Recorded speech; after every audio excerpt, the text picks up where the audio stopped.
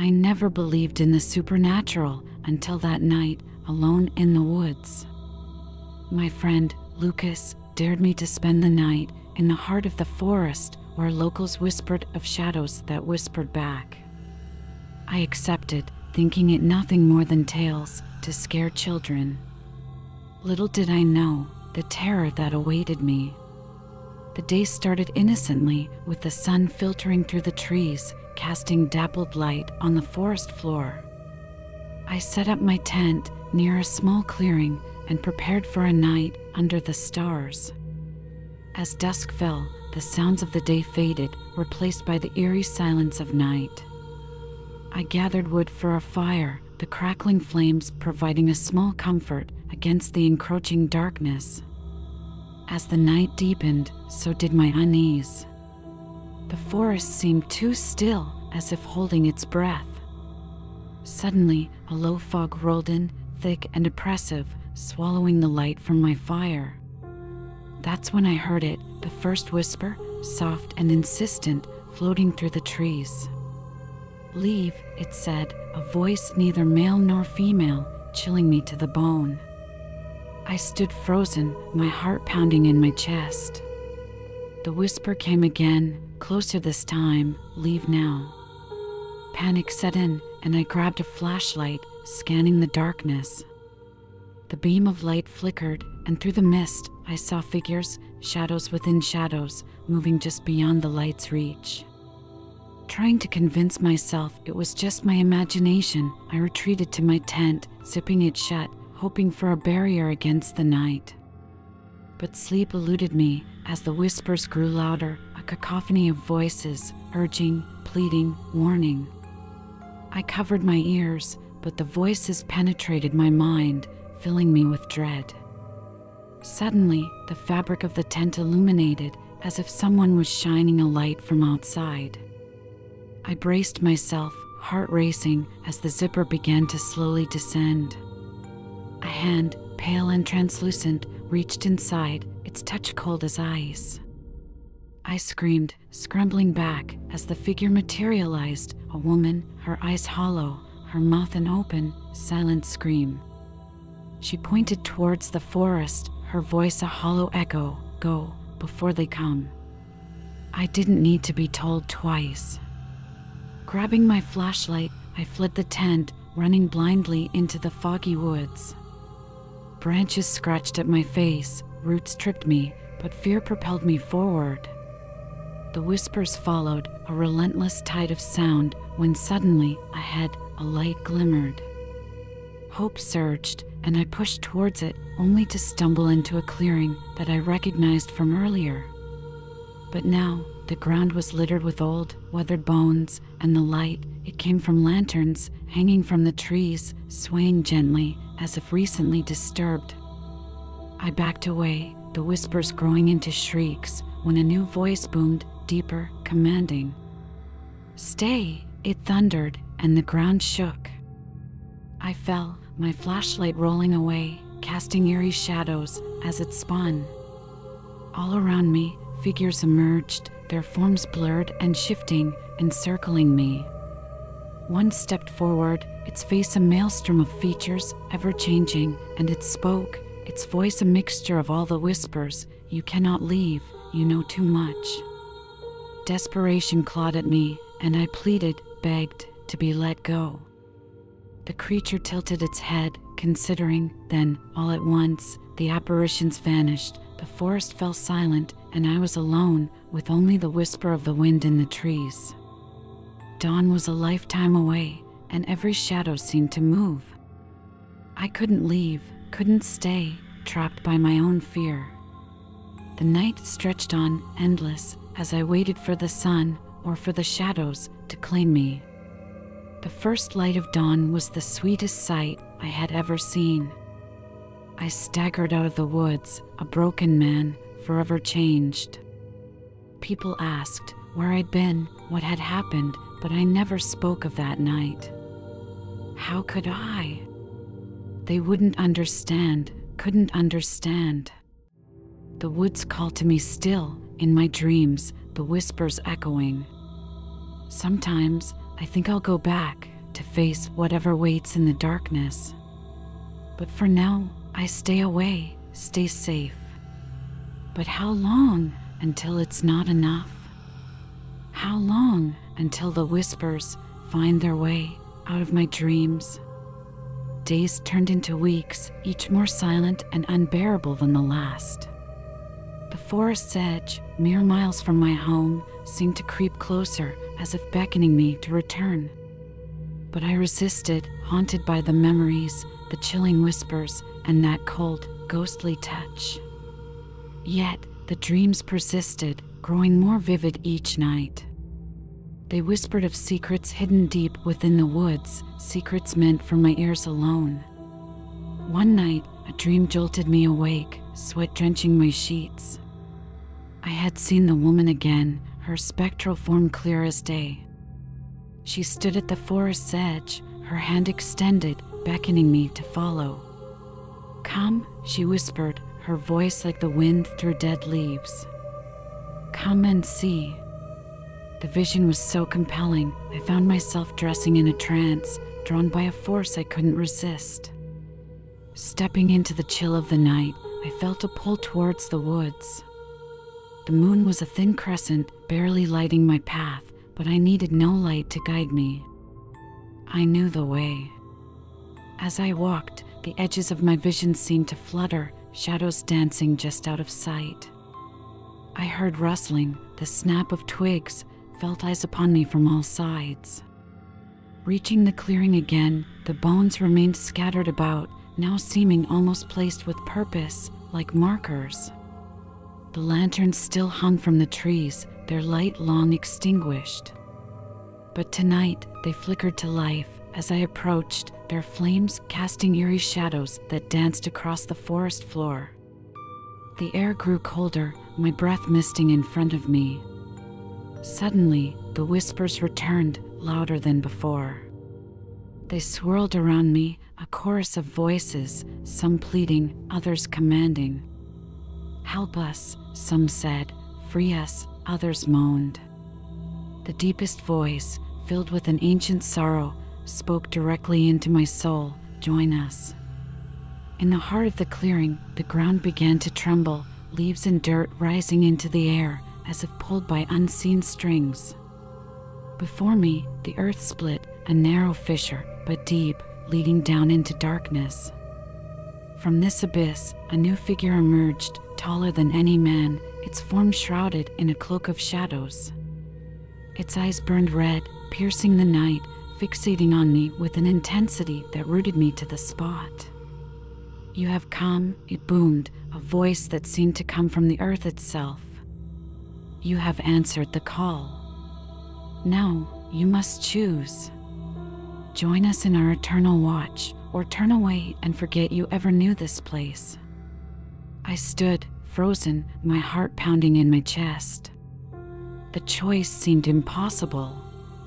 To join this ghostly vigil, or to try and flee, knowing I might never escape the pull of this haunted wood. The spectral woman appeared beside me, her touch colder than ice, yet somehow comforting.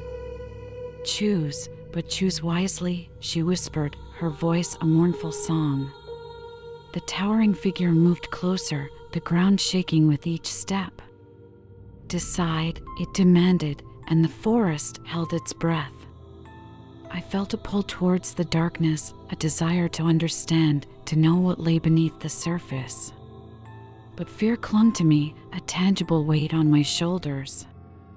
"Show me," I found myself saying, my voice barely a whisper. "Show me what lies below, and I will decide."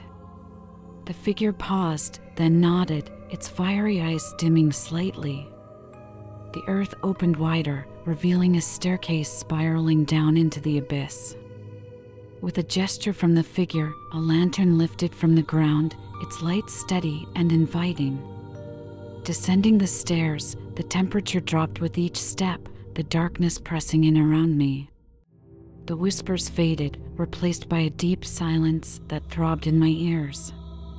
At the bottom, a cavern opened up, vast and dark, the walls glistening with moisture.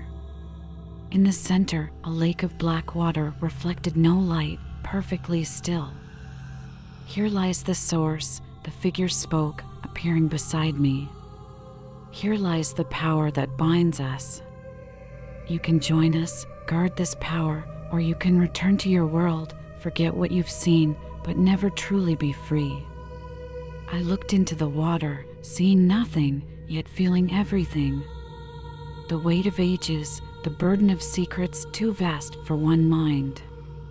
I turned to the figure, questions burning in my throat. But before I could speak, a ripple disturbed the water's surface, and from its depths, something new began to emerge. The surface of the black lake rippled ominously, a low hum vibrating through the air, chilling my bones. A form began to rise from the depths, slow and deliberate. Water cascaded down its sides, glistening in the dim light of the lantern. My breath caught in my throat as the figure took shape, its features blurred, as if made of the water itself. It stood before me, towering and imposing, its presence overwhelming. "Who are you?" I managed to whisper, my voice trembling. The water-formed apparition stared, its eyes dark voids in the shimmering face. "We are the guardians," it spoke, its voice a chorus of echoes, of the threshold between life and death, light and dark. "You stand at the precipice, one step from joining us forever." I took a step back, my heart pounding, fear and fascination warring within me. The apparition moved closer, the air around it thickening. "Do not fear," it continued, "for you have been chosen. This is your destiny." The words struck deep, a part of me resonating with the truth I had long denied. The cavern seemed to close in around me, the darkness pressing against my senses. Shadows flickered at the edge of my vision, forms half seen, whispering of forgotten things. I felt a hand on my shoulder, cold yet solid. Turning, I saw the spectral woman again, her face solemn. "Listen and choose wisely," she said, her voice urgent. "The balance must be maintained, the cycle preserved." As she spoke, the other apparitions appeared, circling around us. Their forms were diverse, some human, others not, all bound by the same shimmering essence of the lake. "Join us," they whispered, their voices a haunting melody, "and seek beyond the veil." The choice loomed before me, immense and irreversible. Join these guardians, these echoes of something ancient and powerful, or turn away, back to the mundane world, forever marked by what I had seen. My mind raced, the weight of the decision paralyzing. But the part of me that had driven me here, to the heart of the forest, to the edge of the unknown, stirred. "Why me?" I asked, my voice stronger now. The towering figure responded, its voice deep and resonant. "Because you heard the call," it said, "and dared to answer. Few possess the courage to face the unknown as you have." A rumble echoed through the cavern, the ground beneath my feet vibrating. The lake's surface broke again, more violently this time, as if something massive turned beneath. The apparitions tensed, their attention shifting momentarily towards the disturbance. "Time grows short," the spectral woman said, pulling my focus back. "Choose before the choice is taken from you." The urgency in her tone spurred me into action. I stepped forward, my decision made. I would join them, become part of this ancient guard, this threshold between worlds.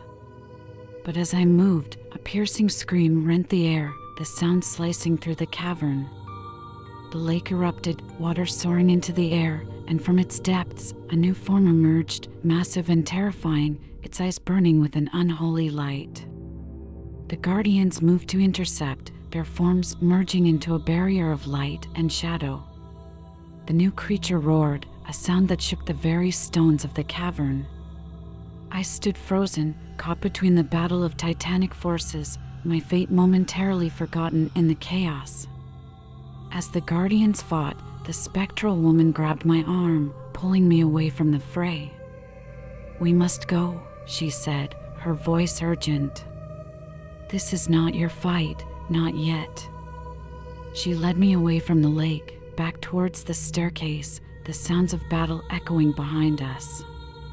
Climbing the stairs, the noise faded, replaced by the whispering of the wind through the trees above. We emerged into the night, the forest seeming quiet and still after the turmoil below. But the peace was deceptive, the battle below a harbinger of changes to come, changes I would soon be a part of. The spectral woman turned to me, her expression grave.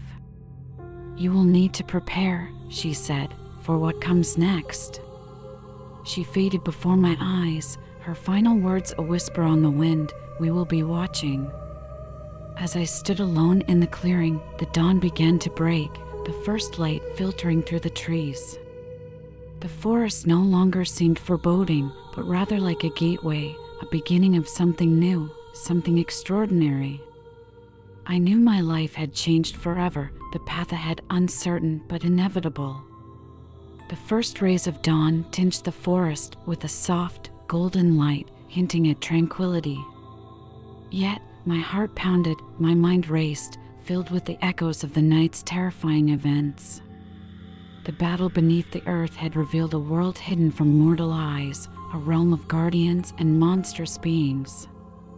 Now, as a new guardian myself, the weight of this unseen world pressed heavily upon me. I walked home, each step heavier than the last, the forest whispering around me. The trees seemed to watch, their branches swaying slightly, even though there was no wind.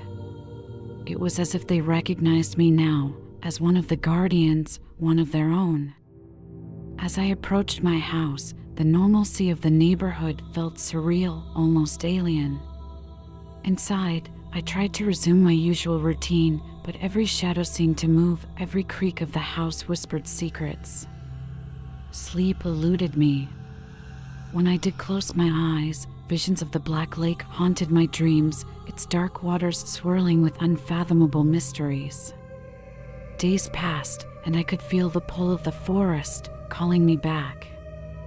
It was an irresistible summoning, a tug at my soul that I could no longer deny. I packed a small bag, not knowing if I would return, and headed back to the forest. The trees greeted me like old friends, their leaves rustling a welcome. As I reached the clearing, the ground felt different beneath my feet, alive and pulsing with energy. The guardians were there, waiting. Their forms shimmered in the dappled sunlight, less terrifying now, more familiar. "It is time," the spectral woman said, her voice gentle, echoing in the still air. We descended once again into the cavern. The air was charged, electric. The lake lay calm, its surface a mirror to the cavern's ceiling. The guardians surrounded it, their hands linked, forming a circle. I took my place among them, feeling their power coursing through me, a connection deep and ancient. The red-eyed creature from the night before rose again from the depths, but this time I did not fear it. As it approached the circle, its fierce eyes softened, the malevolence I had seen replaced by a profound sadness. "I am bound to this place, as are you now," it spoke, its voice resonant and deep. "But together, we can keep the balance, keep the darkness at bay." I understood then that this creature was not my enemy but a fellow guardian tasked with a more burdensome role, to remain ever vigilant against the darkness that sought to seep into our world. We, the guardians, were the barrier, and I, a newly anointed keeper of this ancient threshold.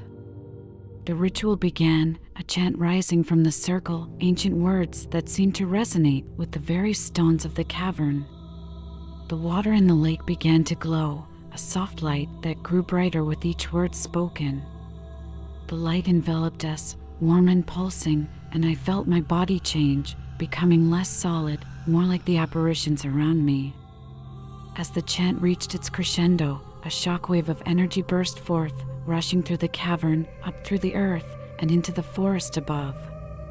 The ground shook, and then, as suddenly as it had begun, everything stilled.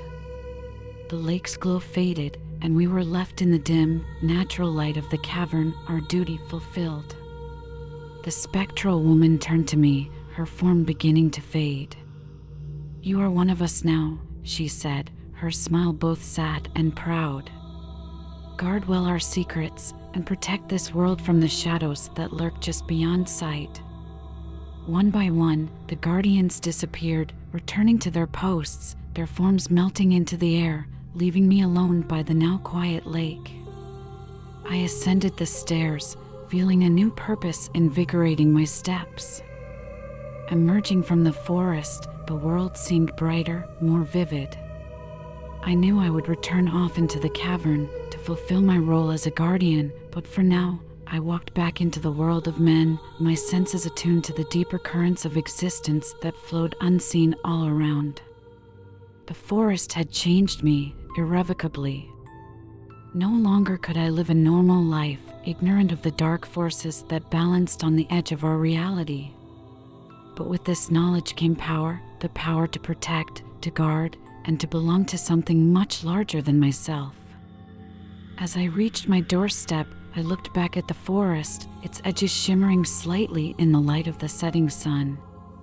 It was no longer a place of fear, but a place of power, my sanctuary and my charge.